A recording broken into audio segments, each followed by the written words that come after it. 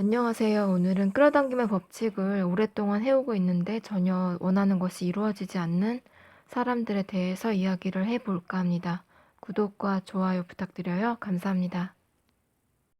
끌어당김의 법칙을 통해서 처음에는 작은 것들을 이루고 소원을 하나하나 적어가면서 늘려가던 사람들이 어느 순간부터 끌어당김의 법칙이 작동하지 않는다고 이야기를 합니다. 그런데 이것은 그 법칙에 문제가 있는 것이 아니라 그러니까 우리의 내면을 우리가 더 깊이 들여다볼 필요가 있다는 것을 이야기하고 싶습니다. 자기가 원하는 것을 이루기 위해서 하루에 100번씩 원하는 것을 쓰고 그리고 자기 전에 매일 상상을 하고 자는 사람들이 잘못되었다고 이야기하는 것이 아닙니다. 가장 중요한 것은 우리가 그 원하는 것이 너무 강렬함으로 인해서 우리의 마음을 정화하고 깨끗이 할 필요성을 느끼지 못하는 데 있습니다. 우리가 호흡포노포노를 하는 데 있어서 그냥 정화 자체를 위해서 하는 사람들이 있고 끌어당김의 법칙을 위해서 하는 사람들도 있습니다. 그런데 둘의 차이가 무엇인가 하면 끌어당김의 법칙을 위해서 호흡포노포노를 하는 사람들은 내가 원하는 결과를 받지 못했을 때 호흡포노포노를 원망합니다. A라는 결과를 기대하고 호흡포노포노를 해서 B를 받았을 때 B가 마음에 안 든다고 그렇게 단정을 짓게 되면은 사람은 늘 자기가 원하는 것, 딱 A만을 원하는 삶을 살기 때문에 자기 상상 혹은 생각 이상 너머의 삶을 받아들이지 못합니다.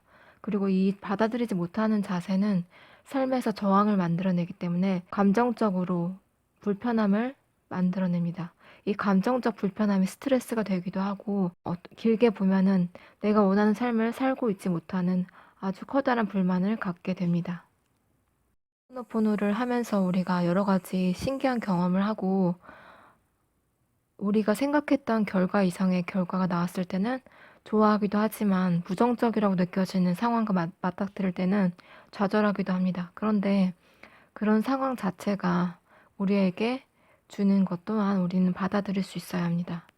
어떤 영화를 예로 들면 리틀 포레스트라는 영화에서 주인공 혜원이 이제 임용고시를 떨어지고 집으로 돌아와서 뭘 해야 할지 모르는 상황에서 그냥 집에서 밥을 해 먹고 쉬는 시간을 가집니다.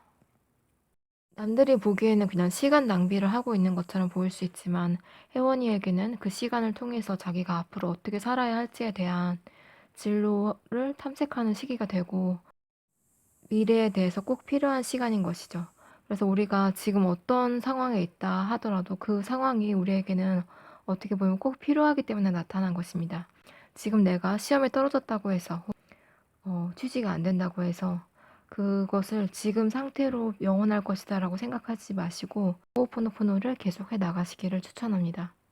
법칙이 나쁜 것은 아니지만 제가 경험한 바로는 끌어당김의 법칙보다 더 큰 전체적인 삶의 흐름을 바꾸는 데는 호호포노포노가 훨씬 좋고 부작용이라고 불리는 것이 없습니다. 끌어당김의 법칙은 어떻게 보면은 나를 위해서 우주가 움직이기 때문에 많은 사람들과 많은 일들이 일어나는데 그것을 감당할 수 없는 사람들도 많이 있습니다. 좋은 일이 일어나기도 하지만 나쁜 일도 일어나기 때문에 끌어당김의 법칙을 통해서 여러 가지 겪지 않아도 되었을 일들을 겪는 사람들도 많이 보았습니다.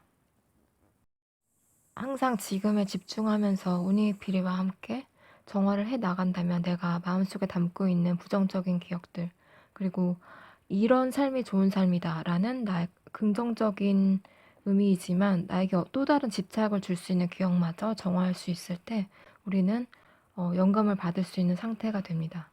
사실 미래란 아직 오지 않았기 때문에 설레는 것이기도 하지만 그 미래를 고민하고 상상하면서 현재를 놓치기도 합니다. 그렇기 때문에 항상 매 순간 현재에 집중하면서 살아가는 여러분이 되시면 좋겠습니다. 오늘은 여기까지 할게요. 구독과 좋아요 부탁드려요. 감사합니다.